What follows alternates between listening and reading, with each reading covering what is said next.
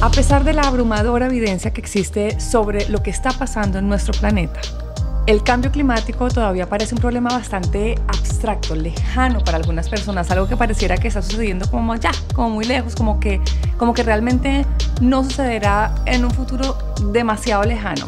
Y es por eso que el objetivo de este podcast es despertar la conciencia en quienes nos rodean para que se unan a este movimiento, ofrecerle a quienes quieren ayudar al planeta herramientas para comenzar, construir puentes entre la ciencia del cambio climático y las diversas causas, los compromisos y las convicciones de las personas. Y me llena de mucha felicidad y emoción darle la bienvenida a María Victoria Montoya, más conocida como Toya Montoya.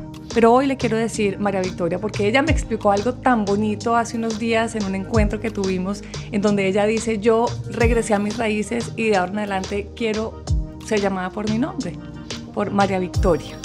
Y hoy regresamos a nuestras raíces, aquí también en Big Lab. María Victoria nació en Santa Marta, es una de las más reconocidas modelos colombianas. Publicista de la Universidad Jorge Tadeo Lozano, presentadora de televisión que se ha convertido en una protectora incansable del medio ambiente. Una mujer altruista que apoya iniciativas de protección y conservación del medio ambiente y que además enfoca gran parte de su trabajo en apoyar obras sociales dirigidas a proyectos para beneficiar la infancia y sobre todo a las comunidades indígenas. Y hoy por hoy tiene su propia compañía que se llama O2 Reserve, una empresa que se encarga de administrar, conservar y proteger la biodiversidad.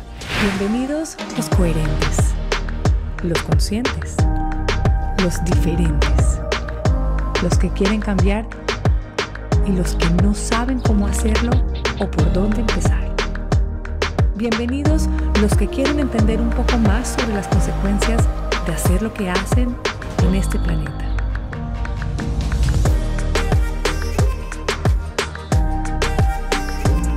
Bienvenidos a Big Lab Podcast. María Victoria, qué dicha tenerte a ti aquí, mejor dicho, para mí es un honor tenerte en Big Lab Podcast. ¿Cómo estás? Bienvenida. Bueno, qué felicidad, qué bonitas palabras, qué bonito poder regresar a las raíces, qué bonito compartirlo contigo, qué bonito poder conversar y expresarnos sobre un tema que realmente nos mueve las fibras, que nos mueve el corazón, que nos apasiona, que realmente lo sentimos. Y yo siento que eso, valga la redundancia, se siente en el hablar, se siente al expresarnos, se siente con todo lo que hacemos. Y por eso pues también es un honor estar aquí compartiendo contigo en esta mañana sobre todos los temas que vamos a tocar el día de hoy. Además que cuando te escuchamos es como súper inspirador, pero cuando te vemos hablar, para quienes nos están en este momento viendo, es como tranquilizante. Yo no sé, yo veo a María Victoria y siempre como que siento como una paz, como que ella ya está en un nivel superior y me parece absolutamente espectacular. En la actualidad, a pesar de todos los datos, información y evidencias que demuestran la difícil situación por la que se está pasando en el mundo en este momento, desafortunadamente hay quienes todavía no aceptan que exista el cambio climático. Los que sostienen, por ejemplo, que los seres humanos no nos vamos a extinguir, que somos para toda la vida. Los que no creen las consecuencias de verdad que van a ser tan graves. O simplemente los que aún no han descubierto lo maravilloso de tomar la decisión de empezar a cuidar el medio ambiente. Y para entender mejor este tema, quisiera empezar por explicarles a nuestros oyentes la diferencia entre el escepticismo ecológico, negación y desconocimiento o desinterés. El objetivo no es juzgar a nadie por sus acciones o pensamientos, porque en el mundo Big Lab caben los sistemas imperfectos y respetamos esos caminos, esas transiciones. El primero, los escépticos ecológicos o los escépticos ambientales. Esas son aquellas personas que argumentan que las demandas particulares presentadas por los ecologistas y la evidencia demostrada son falsas. Eso es una exageración o de alguna manera para ellos es insuficiente. Y argumentan que el grado de daño causado por las actividades humanas es menos cierto de lo que afirma la ciencia. Y dicen que el ecologismo en una creciente amenaza, básicamente es una amenaza para la economía, para el progreso, lo cual para mí es como súper loco. Pero bueno, ese es el escepticismo. Ahora, de la mano de María Victoria, quiero que nos cuente cuál es esa negación ecológica. ¿Cuál es la negación ecológica? Bueno, la negación ecológica, según como yo lo entiendo, es lo que ocurre cuando sabemos que hay una problemática, que existe una problemática, pero literal nos negamos a aceptar esa problemática para no hacernos cargos de tomar acción frente a cualquier crisis o a cualquier situación. Eso ocurre, diría yo, desde lo personal, porque interfiere, pues sí, en nuestros proyectos, porque entran en crisis nuestras creencias, porque se convierte como en esa verdad incómoda y nos resistimos a tomar acción, nos negamos literalmente.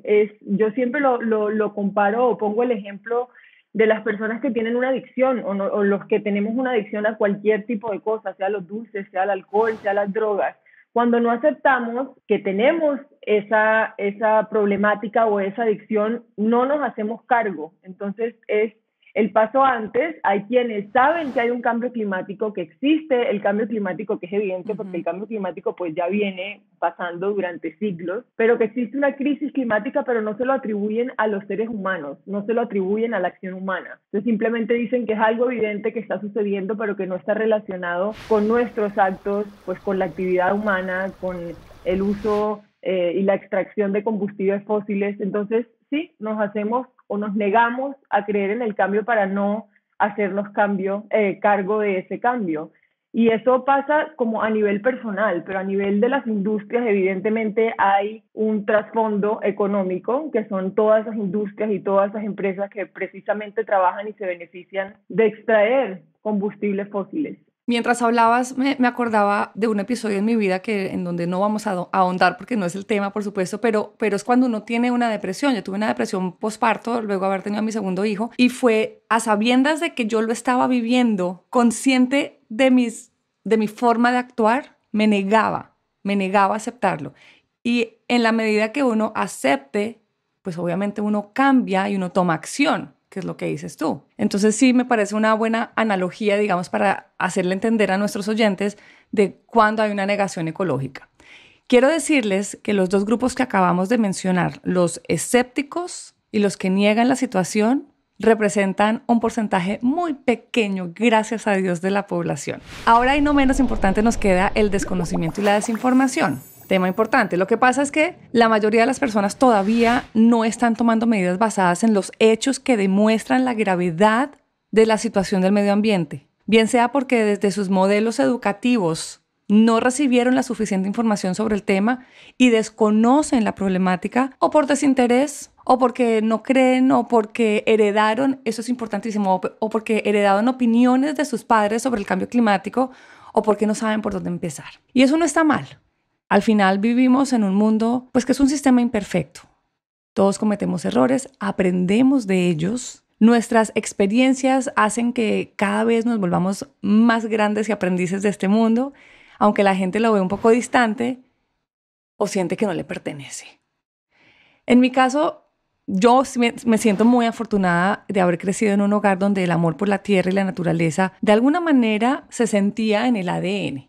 A mí nadie me dijo eso de ser ambientalista. María Victoria Toya, me gustaría conocer un poco más de esa historia que te llevó hoy en día a querer tomar acción y cómo nace en ti el amor a la ecología. ¿En algún momento sentiste algo de empatía o te sentiste identificada con alguna de las definiciones que acabamos de dar? ¿O ese interés por el cuidado del medio ambiente es algo que siempre ha estado en ti? Bueno, antes de contestarte esa pregunta, a mí me gustaría sumarle a lo que estábamos hablando anteriormente, que también existe un fenómeno que es la sobreinformación, que es como esa saturación informática. Ay, que buen es, punto. no sé, a lo mejor, sí, que hay gente que no sabe qué es el cambio climático o qué es la crisis climática, y hay tantas problemáticas alrededor porque cuando hablamos de crisis climática, pues hay un montón de cosas que hacen parte de esto. Entonces tú te metes en internet, buscas cambio climático y te sale tanta información que te abrumas, entonces te desconectas de eso. Es como que te sientes pequeño y sientes que nada de lo que tú hagas frente a todas esas problemáticas tiene algún sentido o realmente ejerce como un cambio real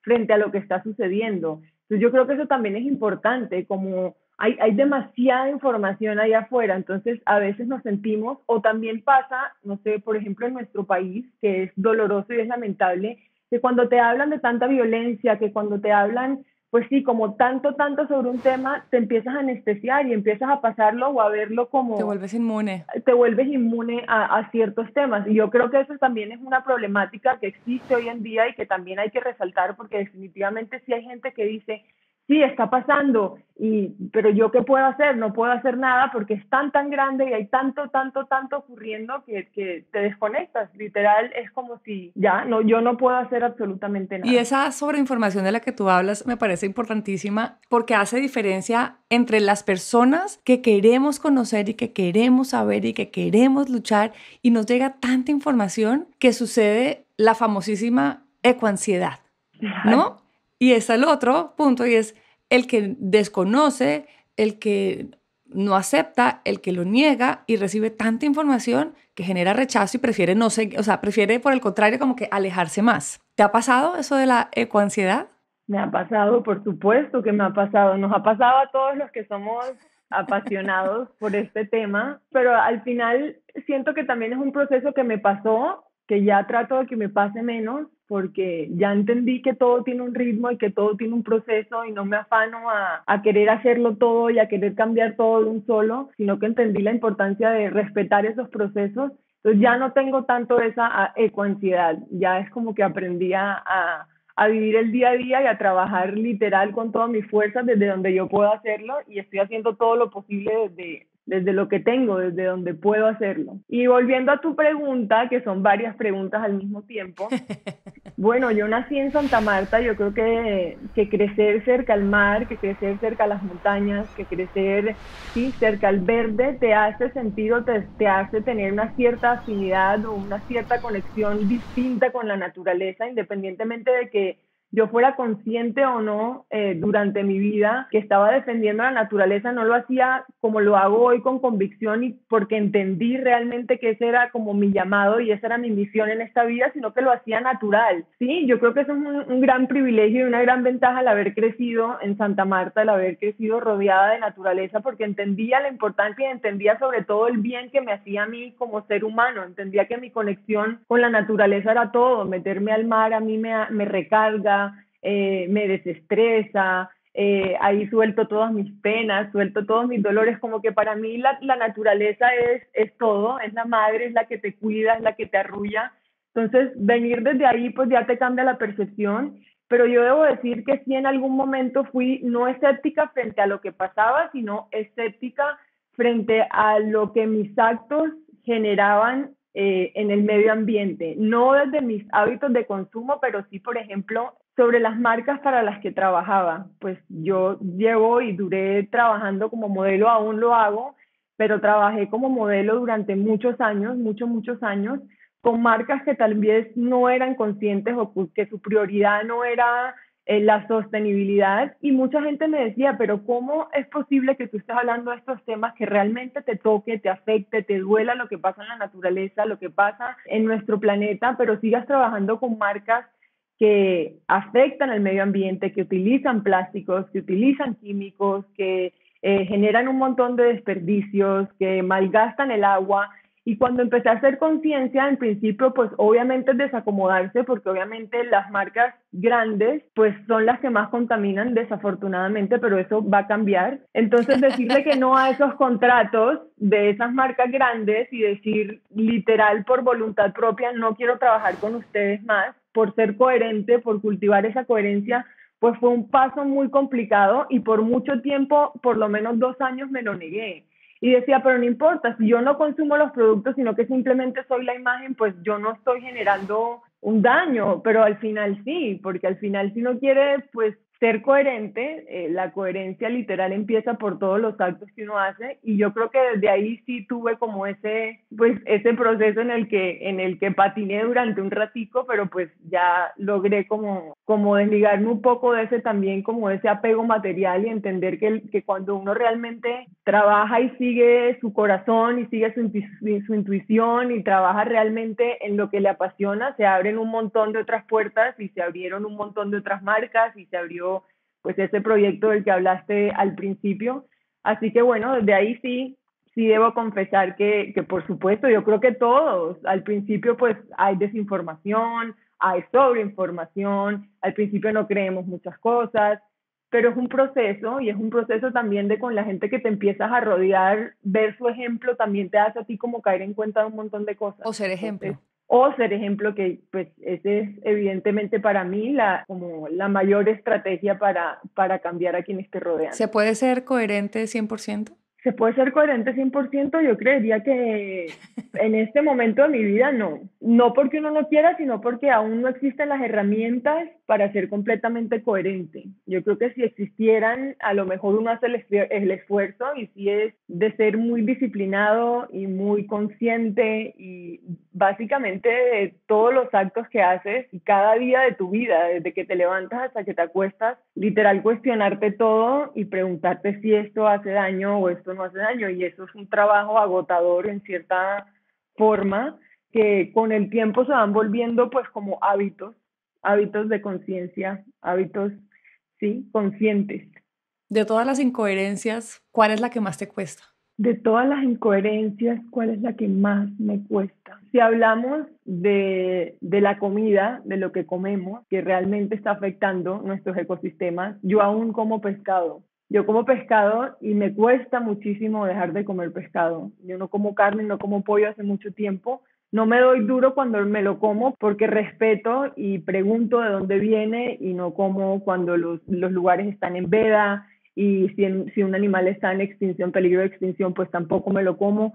Pero si es como la transición o el cambio que más me ha costado. No sé si lo voy a lograr, tampoco me culpo por ello, pero trato de hacerlo de manera responsable. Pero si hablamos de eso, si somos como súper, ¿sabes? Cuando yo hablo con los veganos que son súper radicales, es como que me hacen a veces sentir tan mal, pero después digo que es un proceso y es como yo predico y acepto el proceso de los demás, también acepto ese proceso en mí. Es Entonces, es muy difícil ante es los muy ojos de alguien difícil. tan radical o ante un grupo tan radical. Pero bueno, continuemos con la historia que veníamos acerca de los escépticos, los que niegan y los que les falta información. Y me pregunto, ¿qué podemos hacer para que los demás, desde las posibilidades de cada uno y con acciones pequeñas, decidan hacer algo? Y muchos estudios han demostrado que si los riesgos y las realidades del cambio climático se reformulan y se comunican como oportunidades, pues los escépticos, los que no creen, de alguna manera van a cambiar sus puntos de vista. Y quiero venir aquí a una historia personal con mi papá, un hombre que amó la tierra desde su corazón, desde el día uno de su vida hasta el día que murió. Sin embargo, y yo siento que la historia de mi papá con la tierra es la historia de muchos campesinos en nuestros países. Él trabajaba la tierra, vivía de la tierra, sembraba la tierra para sacarle frutos, no solamente para sus alimentos, sino sacarles frutos económicos, ¿ok? Y en algún momento yo le dije, yo quiero sembrar un bosque.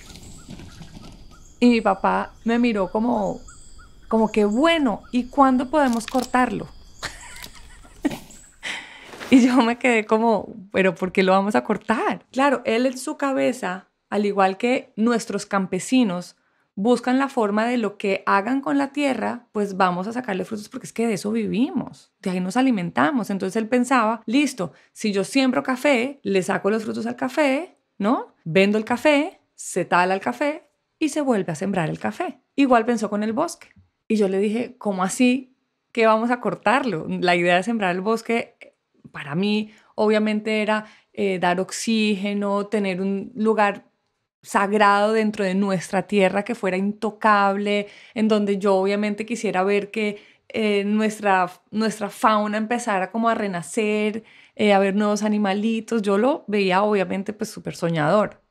Pero mi papá pensaba era en qué momento lo va a talar y qué tipo de árbol vamos a sembrar y es maderable y en cuánto va a poder vender la madera. Aquí les confieso que tuve quizás de toda nuestra vida juntos, ese fue el momento en el que yo dije, miércoles me metí en problemas con mi papá. O sea, de verdad, nunca peleé con mi papá, pero fue un tiempo en donde los dos decíamos, o sea, no estábamos, no había compatibilidad y me tocaba buscar todas las herramientas y todos los argumentos para hacerle entender por qué ese bosque no debía ser talado. Porque además, Para mí la idea del bosque evidentemente era súper romántica, pero aunque yo sabía los beneficios que tiene un bosque dentro de nuestro ecosistema, me sentía sin argumentos para decirle a mi papá por qué no se podía talar. Y me tocó investigar y me tocó estudiar y me tocó llenarme de fuerzas y un día decirle, mira, pa, no se va a talar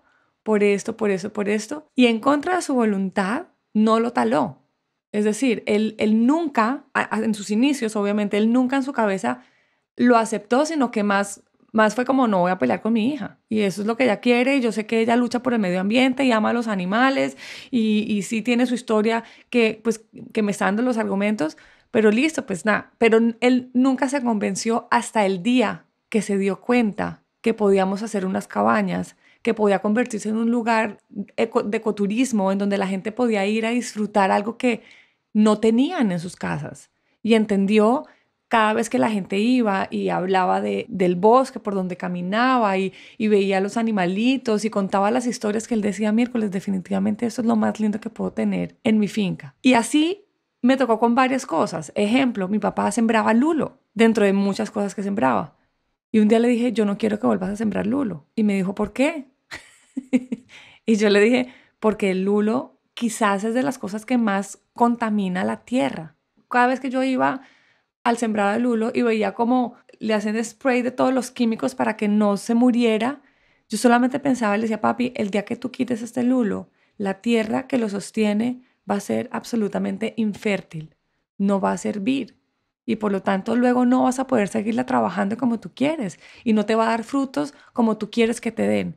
Y dejó de sembrar lulo. Y así te puedo contar mil historias Mil. porque hace parte al final de la historia de nuestros campesinos, de cómo sin querer acabamos nuestra tierra a pesar de que vivimos en la tierra, en ella y disfrutamos de ella. ¿Qué tan fácil crees tú, María Victoria, que es cambiar al escéptico, a esa persona que niega la situación? No sé si sería fácil o difícil cambiar o convencer, pero yo estoy convencida que la herramienta más poderosa para hacer ese cambio, si eventualmente se da, es el ejemplo. Como mencionábamos anteriormente, yo creo que uno con sus acciones constantes, diarias, logra transformar a su entorno y logra transformar a nosotras, por ejemplo, que tenemos ese privilegio de llegar a la gente, logra transformar pensamientos, logra transformar hábitos, logra que la gente empiece poco a poco como a cambiar, pero desde su proceso personal. Yo creo que a mí me pasó y durante mucho tiempo le decía a mis amigas que no entendía cómo era posible que no entendieran la gravedad o realmente la problemática en la que estábamos y que siguieran haciendo las cosas que hacen y que siguieran consumiendo a la velocidad que consumen, que siguieran comprando y tirando, que siguieran... Y me volví como tan testaruda y tan intensa y tan pasional que tampoco llegaba a nada, ya me veían como una loca, ¿no? Como, ay, otra vez ella va a venir aquí a molestarnos. Entonces ya también la gente se cansa Se un vuelve un poco como, incómodo frente a los... sí, se vuelve incómodo, entonces ya no te quieren invitar a los lugares porque entonces vas a cuestionar. Y eso fue como al principio, y después dije, en realidad no, en realidad aplaudo todos los cambios que todas las amigas mías que probablemente no tienen la misma pasión o no tienen el mismo entendimiento o no tienen la misma conexión con la naturaleza están dando y los aplaudo y las apoyo y desde mi ejemplo es bonito cuando la gente te dice, ah, por fin entendí por qué decías tal cosa o por fin entendí por qué hacías tal cosa y estoy tratando y lo estoy dejando de hacer y estoy poniendo un granito de arena. ¿Cómo se siente de bien o no cuando le dicen eso?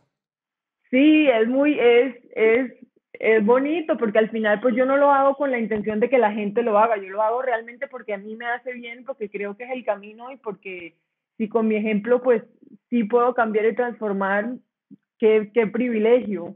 Eh, pero bueno, yo creo que el negacionismo es más complejo que el escéptico, yo creo que el escéptico pues eventualmente con lo que podemos ver, porque es que al final la crisis climática nos va a tocar a todos y nos va a tocar verla de cerquita. Claro. Entonces yo creo que eventualmente tienen como una posibilidad de cambiar como más rápido o de aceptarlo más rápido y el negacionista sí es como pues no lo cree, simplemente no lo cree y dice que no es por culpa nuestra, que no es por la actividad humana. Entonces yo creo que es un poco más complejo cambiar o convencer al negacionista que al escéptico. Hay un psicólogo noruego muy conocido por su charla TED, se llama Per Espen Stoknes, no sé si digo bien el nombre.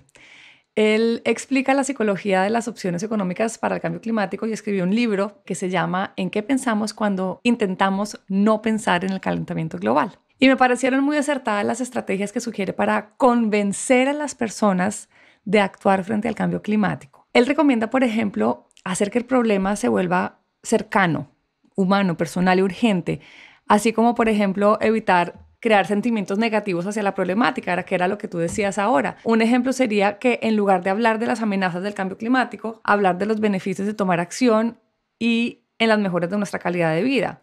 Y otra cosa que dice es que deberíamos dar oportunidades para acciones conscientes y visibles y que definitivamente evitemos desencadenar en las personas esa necesidad emocional de negación a través del miedo y la culpa. Justamente de lo que estabas hablando, cuando uno da lora y da cantaleta y por qué lo hiciste y mira lo que está causando y empieza uno a sacar el dedo sin querer queriendo y señala y señala y señala, pues se vuelve, o sea, de verdad súper aburridor. Y por eso nos volvemos incómodos en algún momento quienes de alguna manera tenemos un poco más de conciencia porque creamos esa cantidad de preguntas, esa cantidad, nos cuestionamos tanto que cuestionamos al otro sin darnos cuenta y lo que hacemos es alejarlo. Y en eso pues básicamente radica el mundo CLA, que nunca me ha gustado señalar a las acciones de las otras personas. Pues al final estamos todos en un proceso de transición. Y todas las acciones, y aunque suene cliché, todas las acciones, por pequeñas que sean, son importantes de resaltar. Tenemos que concentrarnos en el lado positivo, en las cosas buenas que las personas hacen, que las empresas hacen, que todo el mundo hace, y pensar que sí podemos salir de este hoyo en el que estamos. María Victoria, ¿qué otras estrategias sugieres para lograr convencer al escéptico? Como estrategia. Porque acuérdate que este señor habla de estrategias, de hablemos no del problema, sino de la oportunidad de salir del problema. Bueno, yo estoy convencida que una de las mayores estrategias es regresar a las raíces, lo que estamos hablando hoy. Yo creo que si todos tuviéramos la capacidad de volver a la tierra, de volver a conectar con la energía del planeta, con la energía de las plantas, con la energía de los árboles, con la energía del viento, con la energía del agua, todo cambiaría. Yo sé que es complejo hablarlo y es complejo de entenderlo, pero bueno, no te hablé nunca como de dónde surgió como esa conexión mía como real y consciente con la madre tierra, y a mí me gustaría como resaltarlo porque creo que es algo importante y es mi conexión y el trabajo que yo empecé a tener con las comunidades indígenas. Yo chiquita en el colegio, yo estudié en Santa Marta, estudié en un colegio literal que quedaba en las faldas de la Sierra Nevada de Santa Marta, y a mí de chiquita nunca me dijeron que en esas montañas, que en ese pico nevado, el pico nevado más alto del mundo, existían unas comunidades ancestrales, 4 comunidades ancestrales que tenían un conocimiento impresionante, una cosmovisión y un entendimiento de la naturaleza como no lo tienen, pues, como no lo tenemos nosotros. Ellos fueron quienes me enseñaron a mí cómo entender ese respeto, ¿sí? Ese vivir en armonía, ese amor por la madre tierra, la cosmovisión de todos los pueblos indígenas del mundo, incluso los que están del otro lado del mundo, siempre giran en torno a eso, al amor, al respeto y a vivir en armonía con la naturaleza. Y para mí es muy difícil entender que hoy en día, por ejemplo, en las escuelas tampoco se habla de eso. Tampoco no hay una educación ambiental, no hay una educación que nos conecte con nuestras raíces como país, que nos hagan entender lo rico que somos, lo biodiverso que somos. La cantidad de conocimiento que hay en esas culturas ancestrales para mí es devastador, porque yo creo que si no reconocemos la existencia de esos pueblos indígenas y de la labor que ellos ejercen como protectores de nuestros recursos, tampoco entiendo cómo vamos a lograr respetar sus derechos de la tierra y cómo vamos a lograr como volver y entender la importancia de respetar esos espacios, de respetar a la tierra, de entender que es un ser vivo y que definitivamente nuestra salud, la salud de los ecosistemas y nuestra salud está completamente ligada. Entonces yo creo que una estrategia es volver a incentivar a la gente a que vuelva a la naturaleza, a que se conecten, a que pongan los pies en la tierra y entiendan que la tierra y la madre tierra es quien nos soporta realmente en todos los aspectos de nuestra vida. Es la que nos alimenta, es la que nos da un techo, es la que nos da de vestir, es la que nos da absolutamente todo. Entonces yo siento que sí, que debíamos, evidentemente en este momento pues no se puede salir, pero cuando eso sea posible, volver a incentivar a la gente a conectar con la Y tierra. es que es un privilegio, yo lo veo como una oportunidad única. Esa conexión que tienes tú con los indígenas de la Sierra Nevada especialmente, que has estado muy de cerca de ellos, es un privilegio tuyo. Te digo, yo creo que si me devuelvo en el tiempo a la época en la que mi colegio me enseñó acerca de los indígenas de mi tierra, yo puedo decir que sí lo tuve dentro de mi currículum, pero evidentemente no es lo mismo que ir a ellos, que hablar con ellos, que te lo expliquen como quizás te lo explicaron a ti. Entonces, para mí, lo que tú has vivido sí es un privilegio de pocos y ojalá buscáramos nosotros esa oportunidad para entenderla de verdad y no entenderla en papel. Pero sí la invitación en cuanto a estrategia se refiere, evidentemente es saquémonos ese tiempo con la naturaleza, busquemos un lugar que nos proteja lleno de árboles o que nos proteja rodeado de montañas o un lugar en donde simplemente veamos el océano moverse y que nos abrace con las olas del mar y con el viento, porque yo sí siento que eso conecta poco a poco. Hay gente que me dice, ay, Claudia, pero usted con el cuento pues como que del mar, no, no, no, es que es en serio, porque no es ir al mar a ponerme un bronceador, a solearme y decir que me conecté con la naturaleza. Es realmente aprender a entender y a sentir el privilegio de estar frente a él, a ese magno lugar que es el océano, o estar metido entre un bosque, ese bosque que creé yo para mí, pero que hay millones de bosques en Latinoamérica o en el mundo. No es ir por tomarse la foto, es entender realmente que esa planta tiene vida y que si tiene vida es por algo, es cuestionarnos, porque a mí sí me molesta cuando es por la foto y cada vez más. Y yo sí siento que tenemos que conectarnos para entenderlo y tenemos que hacer consciente el momento. Entonces sí es una gran estrategia, especialmente hoy, que estamos alejados del mundo exterior, que estamos confinados y que empezamos a ver realmente de adentro hacia afuera lo que le sucede a la madre tierra cuando nosotros no la habitamos. Es una gran estrategia. Yo siento, María Victoria, que cada vez eres más coherente. Y aunque te hice la pregunta hace un rato de si se puede ser 100% coherente, yo soy de las que creo que no. Yo soy de las que creo que vivir en un mundo coherente es básicamente imposible. Se puede dar un paso y cada vez intentarlo mejor. Puedo decir, porque te conozco, que quizás eres mucho más coherente que yo. Venías de trabajar muchos años en la industria que más contamina, la industria textil.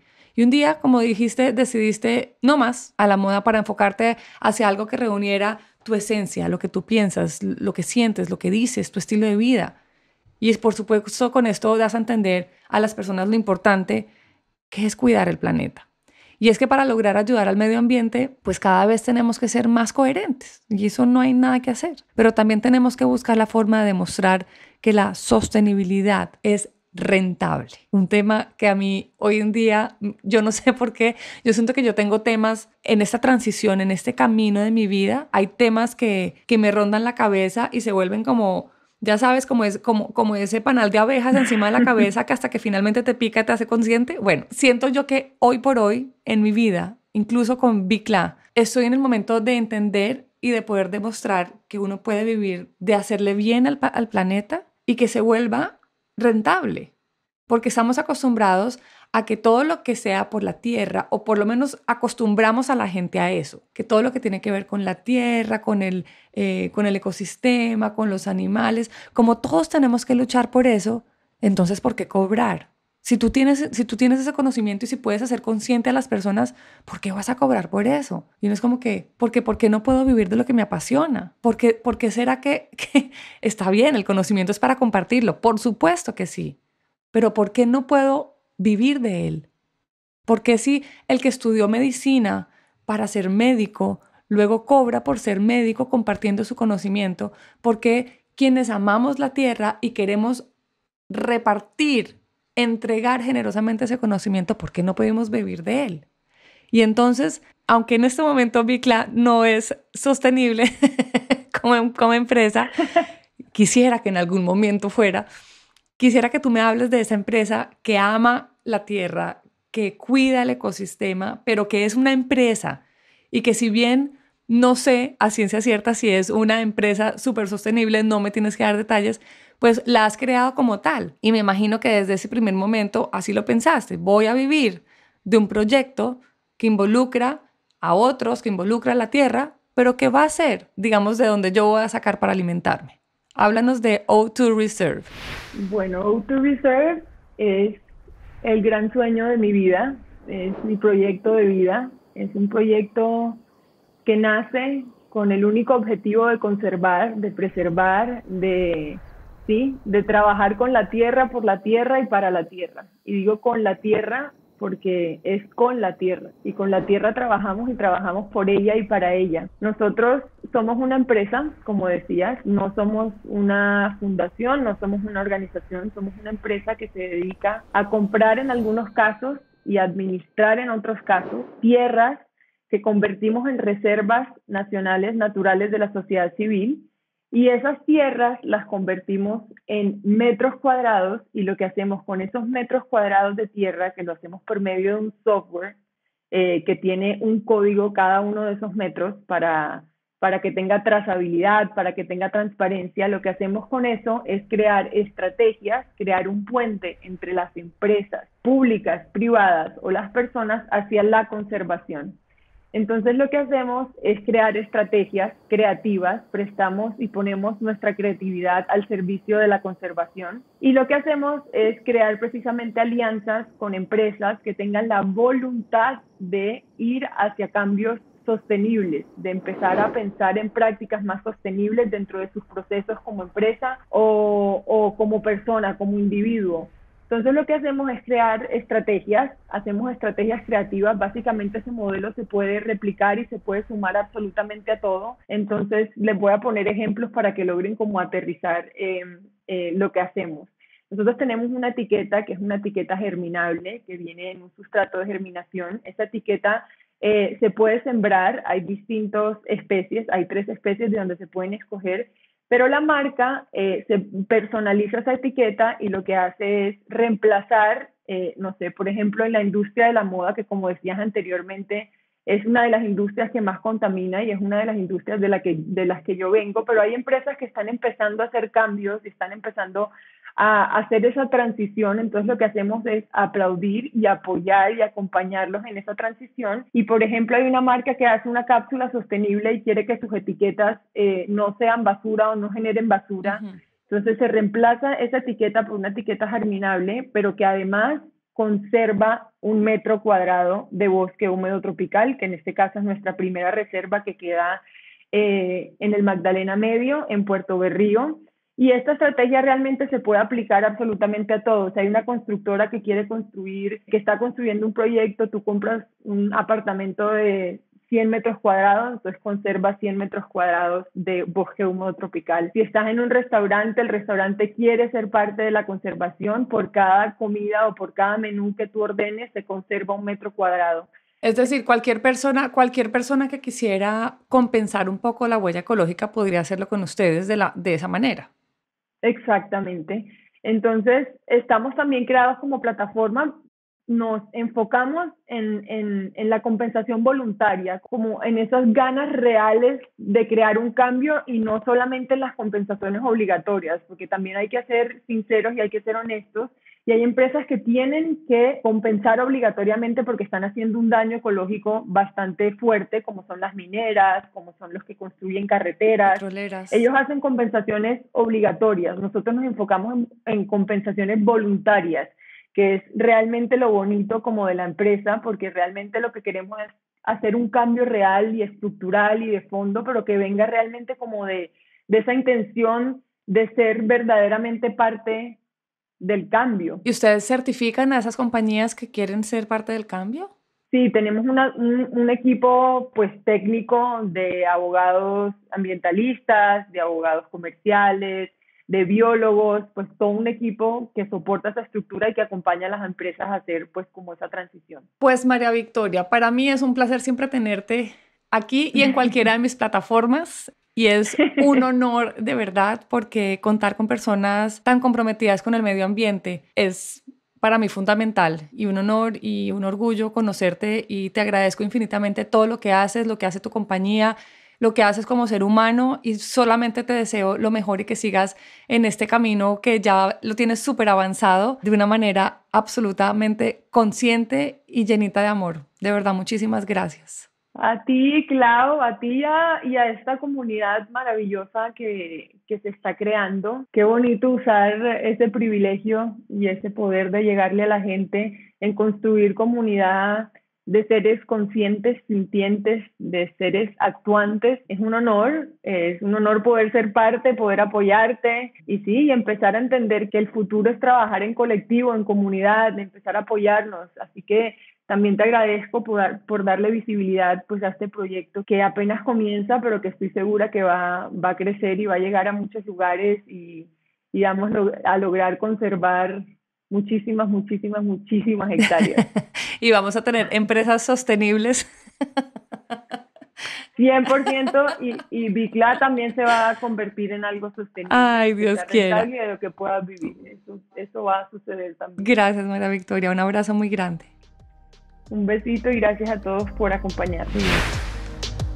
Tomarnos en serio la problemática del medio ambiente significa cambios considerables en nuestra perspectiva y estilo de vida. No paremos nunca de intentar despertar en la humanidad el interés y la conciencia sobre la importancia de cuidar nuestro planeta y tomar las acciones necesarias. Sabemos que cambiar al escéptico o convencer a las personas de actuar no es fácil, pero el medio ambiente merece toda la pena y todo el esfuerzo. Abordemos el desafío del cambio climático con optimismo, esperanza y acción positiva. Juntos podemos lograrlo. No te pierdas el próximo episodio de Bicla Podcast.